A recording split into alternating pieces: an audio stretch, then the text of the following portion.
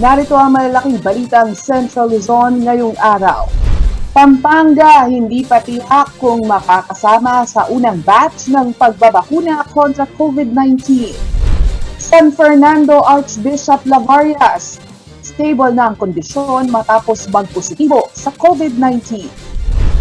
Paniningil ng lab fees sa mga kolehiyo at pamantasan, bawal sa online class setup.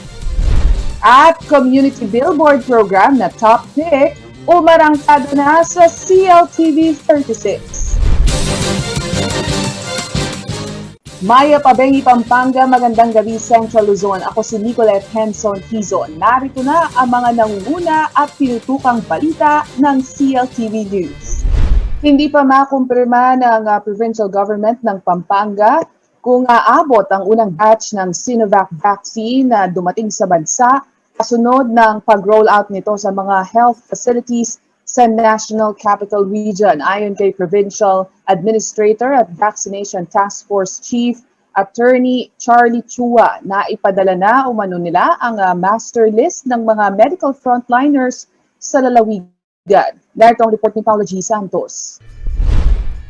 Sa 600,000 na donated doses ng CoronaVac sa mga major hospital sa Metro Manila na dumating nitong linggo, February 28, 2021, hindi sigurado ang Pampanga Provincial Government kung makakasama ang mga medical frontliner sa mga first priority ng gobyerno. Ayon kay Pampanga Vaccine Task Force Chief at Provincial Administrator Attorney Charlie Chua, na isumiti na nila ang nasa higit 30,000 benepisyaryo na frontliner ng probinsya. Ang hiningi ng national government yung mga master list ng mga hospital workers, mga health workers, hiningi nila. Hindi ko lang alam kung mabibigyan ngayon dyan sa dumating. Estratehiya ng provincial government ang magkaroon umano ng assessment kung gaano ka-epektibo, kamura, at maging ang availability ng mga bakunang ibibigay ng national government. Paliwanag pa ni Chua, may advance payment na naisagawa umano ang provincial government sa AstraZeneca Pharmaceutical Company. Nasa 14 million yung initial deposit na ginawa na binayad ng provincial government. 40. 14 million. 14 million. Advance payment. For the target of how many volume in the population? 300,000 doses. 300,000 doses. Opo. So first batch yun, may second batch another 300,000. And there is a negotiation going on with Covovax. Sa 300,000 doses, nasa 150,000 individual ang maaaring makinabang sa first batch ng vaccination rollout ng Pampanga. Third quarter o sa buwan pa ng Agosto ito tinatayang maibababa sa probinsya. Ayon kay Chua, 150 million pesos ang initial budget allocation ng pamahalang panlalawigan para sa COVID-19 vaccine. Ang initial namin is meron ng 150 million. Yun yung initial 150 million plus yata yun, if I'm not mistaken. Tapos meron pang additional na pinaprepare si Gov para dun sa additional na batch of vaccine. Samantala, kinumpirma naman sa CLTV News Team ni Dr. Carlos Mercado, ang City Health Officer ng San Fernando, na nangunguna pa rin sa survey ang Pfizer vaccine sa mga bakunang gustong tanggapin ng mga Fernandino. Yes sir, doon sa survey na kasalukuyang ginagawa natin sa San Fernando, ayaw ko man sabihin na baka influence sa ibang tao, no? Kaya lang lumalabas sa survey namin, mostly preferred nila yung Pfizer, Moderna, and AstraZeneca. So wala sa listahan ng preferred vaccine nila yung sinasabi nyo ngayon na dumating na vaccine, no? Kaya nga po ang nag-prepare kami kung mag-decline sila doon sa vaccination sa Sinovac, at least meron kaming nakahanda na pangbabakuna sa kanila. At least yung AstraZeneca natin, yun ang ihanda natin. Blanco pa rin ang City Health Office ng San Fernando kung gaano kalaki ang bilang na i-allocate ng Provincial Health Office sa syudad dahil inaabangan pa rin umano nila ang kumpirmasyon ng DOH sa matatanggap na ayuda ng mga ito sa mga prioritization list. Paolo G. Santos, CLTV News. Stable ang kondisyon ni Archbishop Florentino Lavarias matapos itong magpositibo sa COVID-19. Nagsagawa naman ng contact tracing ang City Health Office ng San Fernando matapos ang insidente. Narito ang detalye. Nagpositibo sa COVID-19 nitong February 28, 2021 si Archbishop Most Reverend Florentino Lavarias o kilala ng mga kabalen sa tawag na Apong Dong.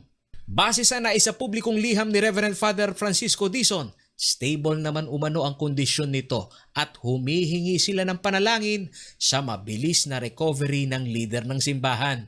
Ayon sa COVID-19 response team ng City Health Office ng San Fernando, isang individual pa lamang ang nag-volunteer na maisama sa contact trace ni Bishop Lavarias. Sa contact tracer, ang may tumawag kasi sa akin kahapon, isa lang pa lang siya na nag-volunteer na nagtanong na sa amin. So sabi namin, dahil hindi naman siya close contact, tsaka wala siyang symptoms ngayon, home quarantine na lang muna siya. And pagka nagka-symptoms, tsaka na siya mag-report sa amin for PCR test na siya. Pinawi naman ni Dr. Mercado ang pangamba ng ilang followers ni Bishop Lavarias sakaling nakadalo sa mga misang pinangasiwaan nito dahil paglilinaw niya sa maituturing na close contact ng pari, maliit umano ang tiyansa na magkaroon ng transmission sa mga lugar na daanan ng hangin gaya ng katedral sa San Fernando. Sino talaga yung close contact sa mga taong simbahan?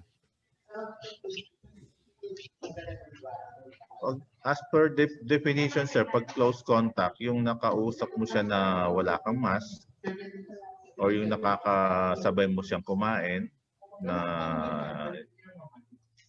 malapit kayo, isang table or isang room, sabay kayong kumain na nag-uusap, ganon.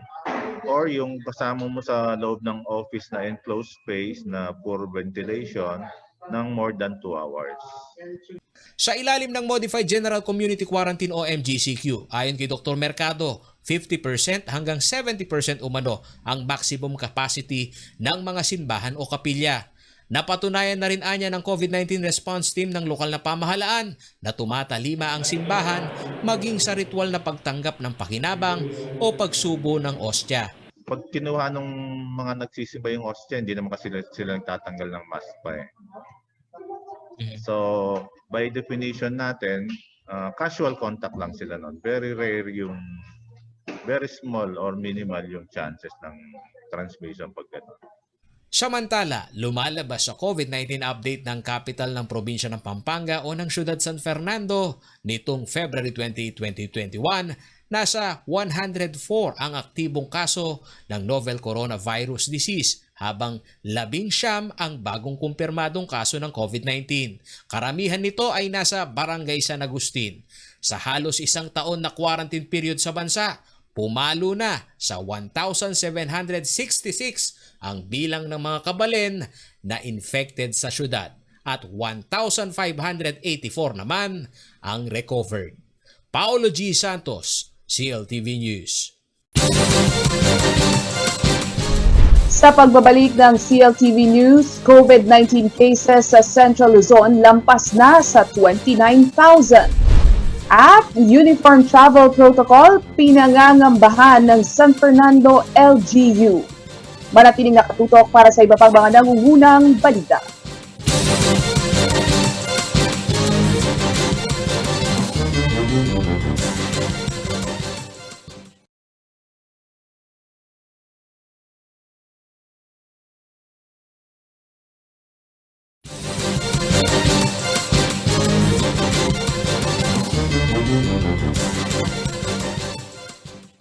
Nagbabalik ang CLTV News at sa iba pang mga nangungunang balita, Lampas na sa 29,000 mark ang bilang ng mga kaso ng novel coronavirus disease sa gitnang Luzon. Habang ang probinsya ng Bataan, Nueva Ecija at Zambales may ilang araw nang walang naitatalang bagong kaso ng COVID-19. Narito ang report ni Rainiel Pawid. Umabot na sa 29,611 ang kumpirmadong kaso ng coronavirus sa Central Luzon.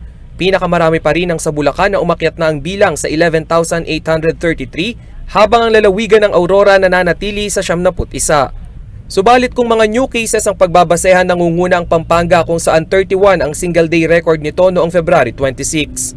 Habang wala namang bagong kaso ang naitala sa Zambales, Nueva Ecija at Bataan. 4 na araw nang walang naitatalang bagong kaso ng COVID-19 sa lalawigan ng Bataan. Base sa COVID-19 bulletin ng lalawigan February 25, nang magsimula ang zero case sa buong Bataan. Samantala, nakapagsagawa naman na ng COVID vaccine simulation sa 7 probinsya sa rehiyon, subalit wala pa ring tiyak na petsa kung kailan ang rollout ng pagbabakuna. Ngayong araw sinimulan na ang pagbibigay ng Sinovac vaccine sa mga medical frontliners sa Metro Manila.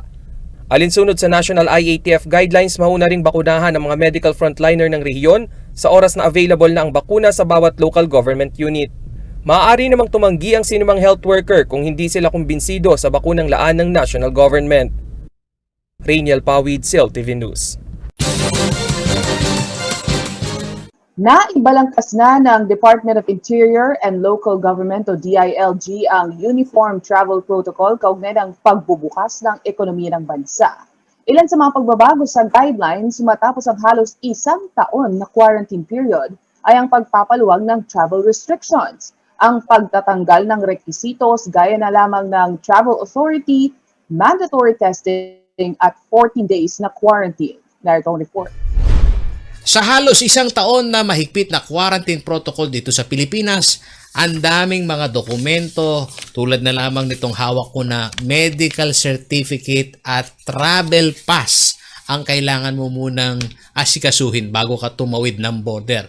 Sa ngayon, pinag-iba na ito at mas pinaluwag ng DILG.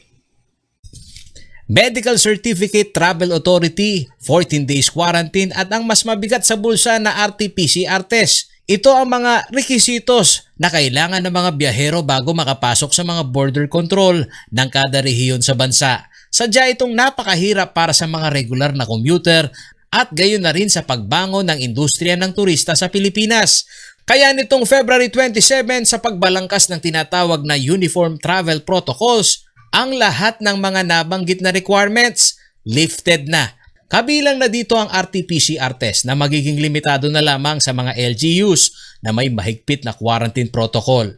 Hindi na po required na sumailalim sa COVID-19 testing at isang biyahero, liban na lang kung ang LGU of destination ay humingi ng testing bago ang biyahe. Absuelto na rin sa kinatatakutan ng mga turista na aberya sa kanilang travel destination na nag-uubliga ng 14 days quarantine period. Hindi na rin po required na mag-quarantine ang biyahero, liban na lang kung sila ay nagpakita ng sintomas pagdating sa LGU of destination. Mananatili pa rin umano ang health security protocol gaya ng standard na ipinatutupad sa kada uri ng classification ng quarantine protocol mula sa capacity ng sasakyan at mga terminal area ng LGUs. Patuloy na ang pagpapatupad po ng mahigpit na minimum public health standards tulad ng physical distancing, hand hygiene, cough etiquette at pagsuot ng face masks at face shields. Hassle-free na rin ang mga turista na binibigyan ng panahon ang paglabas ng travel authority na kinukuha sa tanggapan ng PNP. Hindi na po required ang travel authority na galing sa Joint Task Force COVID Shield at Health Certificate. Samantala, sa ilang lokal na pamahalaan ng Pampanga, itinuturing naman na rekomendasyon lamang ito ng IATF at ang autonomy umano ng mga lokal na pamahalaan ang mananaig kung sila'y tatalima sa naturang alituntunin. Gaya sa siyudad ng San Fernando, ang naturang alituntunin o Uniform Travel Protocol ay magdudulot umano ng bigat sa kanilang panig, lalo na sa kondisyon ng monitoring sa kalusugan ng mga pumapasok sa border nito. Actually, hindi naman siya talagang kailangan i-require siya. Kaya lang, ang magiging burden lang nun, yung monitoring ng ating LGU. Yun talagang kailangan pagpaitin uli yung ating monitoring sa mga pumapasok sa atin. Paolo G. Santos, CLTV News. Sa pagbabalik ng CLTV News, paniningil ng lab fees sa mga kolehiyo at pamantasan bawal sa online class setup. Ayon yan sa CHED. At community billboard program na top pick o marangkada na sa CLTV 36. Manatiling nakatutok para sa iba pang mga nangunang balita.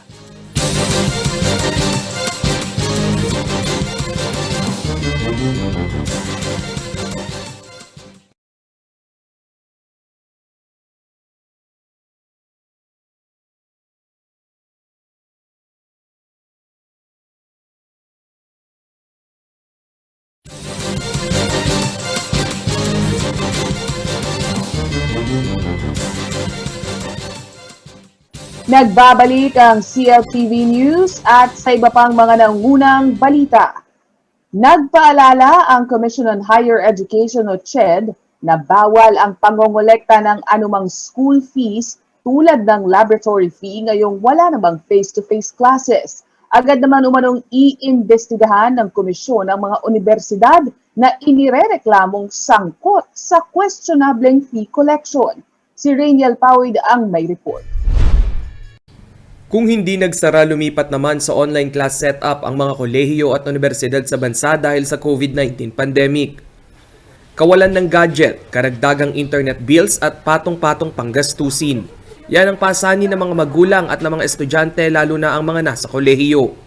Kaya naman ang Commission on Higher Education o CHED Central Luzon patuloy sa pagpapaalala sa 209 universities and colleges administration sa rehiyon hinggil sa hindi tamang pangongolekta ng kahit anong school fees. Malinaw naman po na tayo po ay may polisiya para sa mga specific fees, school fees na kinokollect po ng ating mga higher education institution. Yun po ay para maging ano po siya, sang-ayon sa guidelines ng CHED. Matatandaang noong nakaraang taon ay kinukwestiyon ng mga mag-aaral ng Holy Angel University ang halaga ng kanilang matrikula. Kanilang idinaraing ang laboratory fees na kasama raw sa kanilang mga bayarin kahit pa online learning ang setup ng klase. Sa makatuwid, hindi raw nila mapakikinabangan ang babayarang pasilidad dahil hindi pa rin pinahihintulutan ang face-to-face classes. Sa kanilang salaysay, inisa-isa ng mga estudyante ang nakitang questionable umanong laboratory fees. Una ang College of Criminal Justice Education and Forensics na naglalaro sa 2,000 to 3,000 pesos. 2,000 to 4,000 pesos naman sa School of Arts and Sciences. 4,000 to 5,000 pesos sa School of Business and Accountancy. 2,000 to 20,000 pesos sa School of Engineering and Architecture. 8,000 to 11,000 pesos sa School of Education. 3,200 pesos sa School of Hospitality and Tourism. 10,000 to 25,000 pesos sa School of Allied Medical Sciences. At 5,000 to 12,000 pesos sa School of Computing. Ayon sa Office of Students Affairs, inaasahang maglalabas umano ng opisyal na pahayag si Holy Angel University President Luis Maria Calingo kaugnay ng protesta ng mga estudyante. Bukas din umano ang tanggapan ng CHED para sa kahalintulad na reklamo ng mga mag-aaral. May naririnig po kaming reklamo. Meron naman. Wala pong formal complaint. May mga reklamo po at doon sa mga reklamo like emails or Facebook or messages, agad-agad po naman nating ina-address at sumasagot naman po ang ating mga HEIs right away. Rainiel Pawid, CLTV News.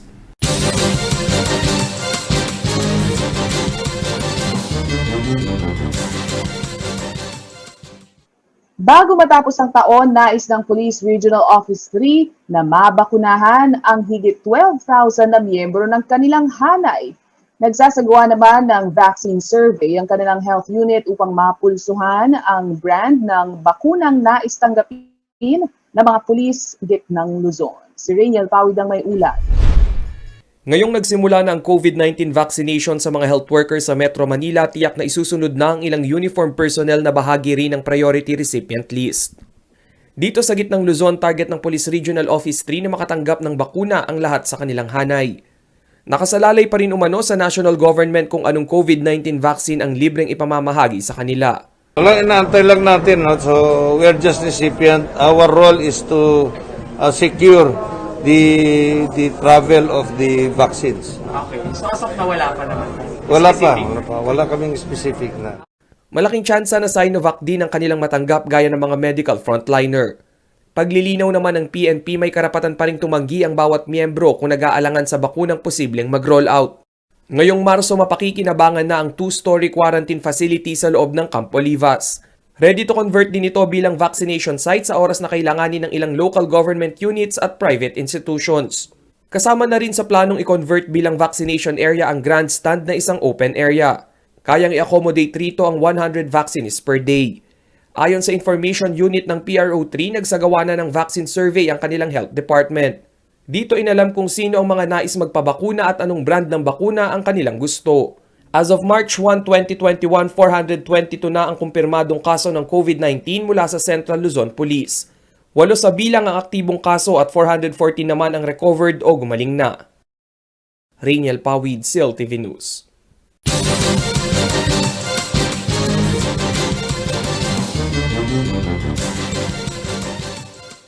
Umarangkada na nitong tanghali ang pinakabagong programa ng inyong paboritong CLTV 36.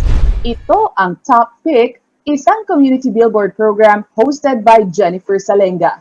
Dito tatalakayin ang iba't ibang napapanahon o trending topic sa mga komunidad dito sa Central Luzon, gaya ng mga lugar pasyalan, pagdiriwang, patok na bilihin at marami pang iba.